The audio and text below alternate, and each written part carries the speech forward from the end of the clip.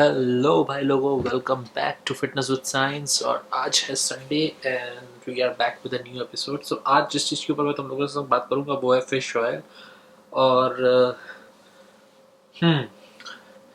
मैं तुम लोगों को एक लाइव एक्सपेरिमेंट करके दिखाऊंगा फिश ऑयल का।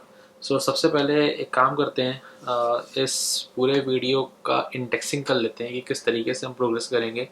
सबसे पहला सेक्शन रहेगा जिसमें कि हम लोग बात करेंगे fish oil omega 3 fatty acid के ऊपर और उनका रोल हमारे बॉडी बिल्डिंग में। सेकंड, एक लाइव एक्सपेरिमेंट जिसमें कि आपको सारा मिथ क्लियर हो जाएगा इथाइल ईस्टर और ट्राइग्लिसराइड फिश ऑयल को लेके, कौन सा आपको कंज्यूम करना है कब।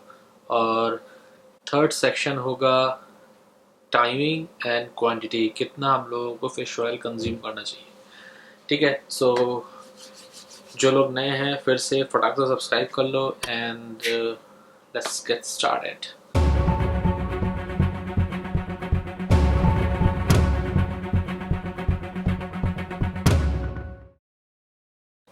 सबसे पहली बात आती है फिश ऑयल है क्या, क्यों हमको बॉडी बिल्डिंग में चाहिए।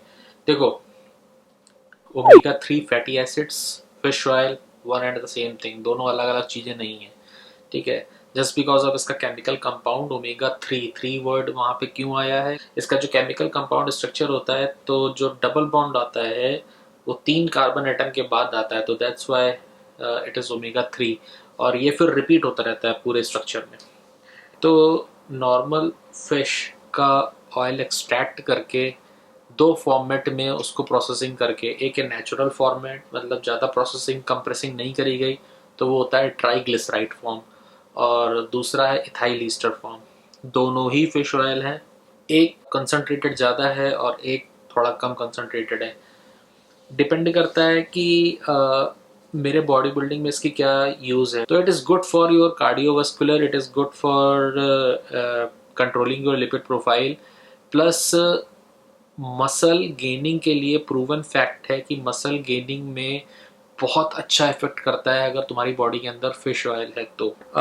एक स्टडी करी गई है यूनिवर्सिटी ऑफ वॉशिंगटन में एंड उसमें किया क्या गया कि 25 लोगों को फिश ऑयल दिया गया। ठीक है, उनके मसल डेंसिटी में कोई 30 डेज के अंदर उनके मसल डेंसिटी में ऐसा कोई इफेक्ट नहीं आया।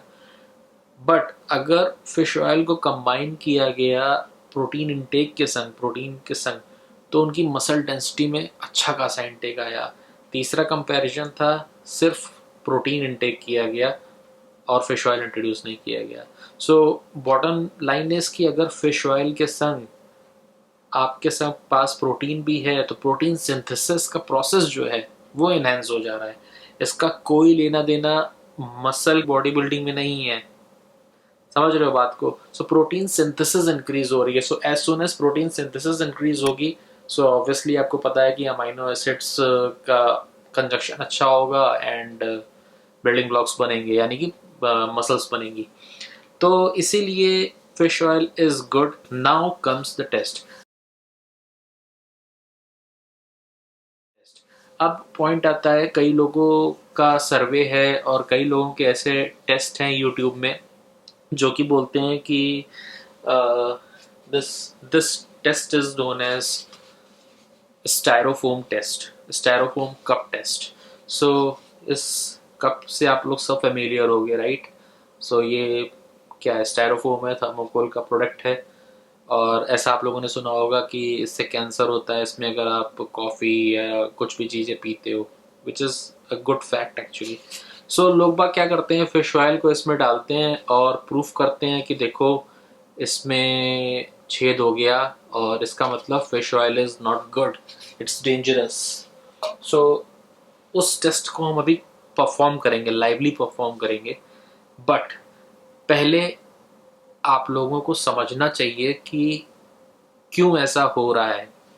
देखो, या तो आपके पास इंफॉर्मेशन ना हो, वो बहुत अच्छी बात है। आपके पास इंफॉर्मेशन बिल्कुल ना हो तो आप कम से कम जिंदा रहोगे। बट अगर आपके पास आधी इंफॉर्मेशन है और गलत इंफॉर्मेशन है, वो सबसे ज़्यादा डेंजरस है। तो सिर्फ अगर आपने ऐसा सुना कि नहीं वो स्टेरोफोम को खा जाता है फिश ऑयल तो इसका मतलब दिस इज़ नॉट गुड, तो हमको इसको कंज्यूम नहीं करना चाहिए। अब मैं आपको थोड़ा सा समझाता हूँ, फैक्ट्स समझाता हूँ, और आपको समझना चाहिए इस चीज़ को, नो मैटर आप उस बैकग्राउंड से हो कि नहीं हो। एक टर्म होता है नोन एज पोलैरिटी। पोलैरिटी क्या होता है कि जैसे वाटर मॉलिक्यूल है, राइट, H2O। आई थिंक मुझे बोर्ड पे जाना पड़ेगा क्या, जाना चाहिए क्या मुझे बोर्ड पे, बट मैं कोशिश करता हूँ। देखो H2O, ऑक्सीजन, इमेजिन करो ऑक्सीजन और दो हाइड्रोजन के बॉन्ड, ठीक है। सो ये रहा ऑक्सीजन और ये दो हाइड्रोजन, तो ये H2O मॉलिक्यूल हो गया, ठीक है। अब ये पोलर इसलिए है क्योंकि इसमें जो दो हाइड्रोजन है ये इनके ऊपर इलेक्ट्रिक चार्ज पॉजिटिव होता है और जो ऑक्सीजन मॉलिक्यूल है उसके ऊपर निगेटिव चार्ज होता है। सो इसके कारण अपोजिट चार्ज होने के कारण ये इलेक्ट्रिकली पोलर मॉलिक्यूल हो गया वाटर, ठीक है। बट ऑयल जो है वो नॉन पोलर मॉलिक्यूल हो गया क्योंकि उसमें ऐसी पोलैरिटी नहीं होती, प्लस माइनस नहीं होता, तो उसमें दो पूरा ही वो नॉन पोलर है। अब एक केमिस्ट्री का आपको पुराना फैक्ट याद होगा जो कि कहलाता है लाइक डिसॉल्व लाइक। सो वो इसीलिए कहा गया है, उस इस पोलैरिटी को लेके काफ़ी केमिकल रिएक्शंस होती हैं। अगर आप मान लो पानी लिया, पानी में आपने ऑयल डाला, तो कभी आप ऑयल को पानी में मिला पाओगे नहीं, वो हमेशा सेपरेट आउट रहेगा, right. That is because of polarity, क्योंकि उन दोनों की पोलैरिटी सेम नहीं है। अगर दोनों की सेम पोलैरिटी होगी तो वो डिसॉल्व हो जाएंगे, अगर सेम पोलैरिटी नहीं होगी तो वो अलग हो जाएंगे। ये सिंपल फैक्ट है, ये केमिस्ट्री का फैक्ट है। एक और एग्जांपल देता हूँ। नेल पॉलिश घर पे लड़कियां वगैरह लगाती होंगी और उसको हटाने के लिए क्या यूज करते हो, नेल पॉलिश रिमूवर, राइट। तो वो रिमूवर क्या करता है, कैसे नेल पॉलिश को हटा देता है, nail polish plus nail polish remover both are non polar, and चूंकि दोनों नॉन पोलर हैं तो लाइक डिसॉल्व लाइक वो एक दूसरे को अट्रैक्ट करके हटा लेते हैं, मिल जाते हैं और हटा लेते हैं। So this is the simple fact, this is the simple chemistry behind all this nonsense which is going on in the YouTube. Fish oil के ऊपर आते हैं।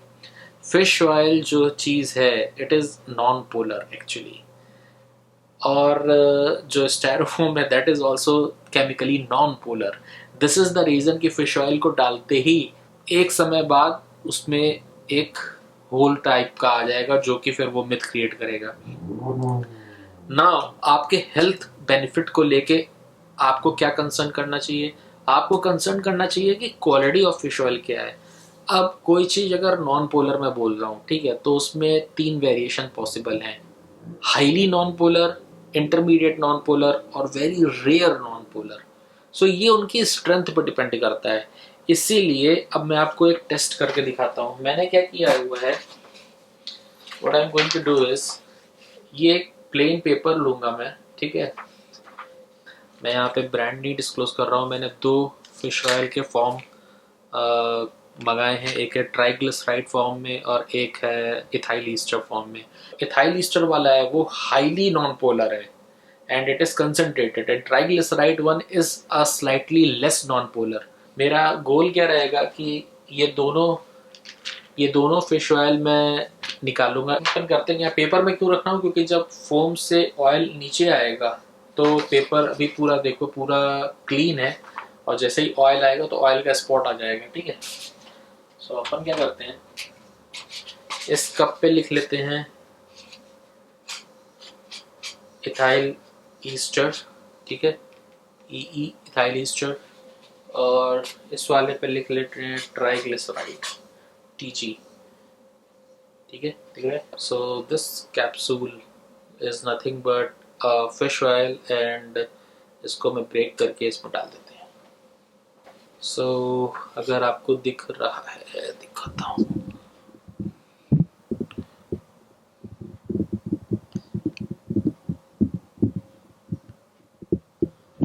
सो ये है ट्राइग्लिसराइड एंड ये वाला मैं ले रहा हूँ इथाइल ईस्टर, ठीक है। तो ये दोनों मैंने यहाँ पे प्लेस कर दिए हैं, इथाइल ईस्टर और ट्राइग्लिसराइड, और इन दोनों के नीचे अभी पेपर एकदम क्लीन है, कोई इशू नहीं है। दोनों को सेम एनवायरनमेंट प्रदान किया जा रहा है, मतलब ऑक्सीजन दोनों के लिए बराबर है कमरे में, मैं कुछ नहीं ढक रहा हूँ।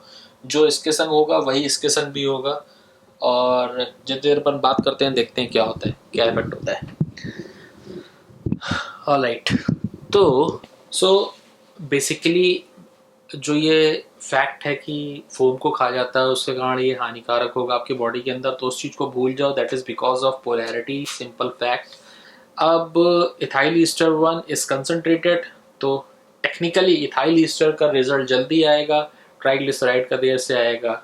बॉटम लाइन इज कि every fish oil is non polar, so कोई भी तरीके का फिश ऑयल होगा वो एक ना एक समय पे स्टायरोफोम को डिजोल्व करेगा ही करेगा। ठीक है, सो आई थिंक फंडा क्लियर हो जाएगा। अब बात हो रही है बॉडी बिल्डिंग की, डिपेंड करता है तुम्हारा गोल किस चीज़ का है। अगर गोल मेरी लिपिड प्रोफाइल, मेरे अंदर अगर एलडीएल जो कोलेस्ट्रॉल लेवल है, ठीक है, लो डेंसिटी वाला, वो बहुत ज़्यादा हो गया और उसको कम कम करना है, तब एक डोजेज अमाउंट होगा जो डॉक्टर रिकमेंड करेगा। बॉडी बिल्डिंग वाली बात करनी है, मतलब प्रोटीन सिंथेसिस को इंक्रीज करना है, तब एक डोजेज अमाउंट होगा। तो डिपेंड करता है तुम किस गोल के ऊपर काम कर रहे हो। सिंपल ब्लाइंडली नहीं जाना चाहिए कि हमको इतने मिलीग्राम लेना है या इतने ग्राम लेना है, तो मैं तुमको दोनों ही बता देता हूँ। बट मेरा ये चैनल फिटनेस से रिलेटेड है, तो मेरा टारगेट सिर्फ और सिर्फ बॉडी बिल्डिंग को लेके है, ठीक है। बट अगर लिपिड प्रोफाइल वाली चीज़ है, then I will recommend go to your doctor and उनके थ्रू आप लीजिए। तो बॉडी बिल्डिंग पे आते हैं, तो बॉडी बिल्डिंग के अकॉर्डिंग आपको maximum 1 to 1.25 gram is enough. उतना आपको फिश ऑयल दिन भर में कंज्यूम करना है, उससे ज़्यादा लेने की ज़रूरत नहीं है। Protein synthesis will be at your top notch. अब दिक्कत लोग बाग क्या करते हैं कि जैसे तो 300 मिलीग्राम का एक कैप्सूल है और वो दिन भर में एक ले रहे हो अगर आप, सो वो कुछ भी नहीं करेगा, ना आपका एलडीएल कम करेगा ना आपका प्रोटीन सिंथेसिस में काम करेगा। अब बॉडी बिल्डिंग की बात है तो जैसे मैंने बताया 1 ग्राम, ठीक है, तो 300 मिलीग्राम का कैप्सूल है, तो एटलीस्ट आपको दिन भर में 3 कैप्सूल तो लेने पड़ेंगे, तब जाके आपका वो ग्राम के आसपास का रिक्वायरमेंट आपका पूरा होगा। ठीक है, तो बॉडी बिल्डिंग के लिए हमको कितना चाहिए, 1 ग्राम। कैसे कितने कैप्सूल लगेंगे डिपेंड करता है कि पैकेजिंग कैसी है। अपने पैकेजिंग के पीछे देखो एक कैप्सूल का ग्राम कितना है। अगर 333 मिलीग्राम का है तो 3 कैप्सूल लगेंगे। मेरे पास जो अभी है, मैं ब्रांड नहीं दिखा रहा क्योंकि I am not doing a branding, but मेरे वाले का सो 1 सर्विंग कंसिस्ट ऑफ 1250 मिलीग्राम। सो मुझे सिर्फ एक कैप्सूल में ही मेरा काम हो जाएगा, which is good enough and do include in your diet, and it is very very healthy and helpful. Cardiovascular तो है ही, स्किन, बाल, ये सब तो आपके चुस्त दुरुस्त रहेंगे रहेंगे। Main thing is protein synthesis, वो आपकी खतरनाक इंक्रीज हो जाएगी। सो उसको ऐड करना बहुत ज़रूरी है और देखते हैं टेस्ट में क्या हुआ।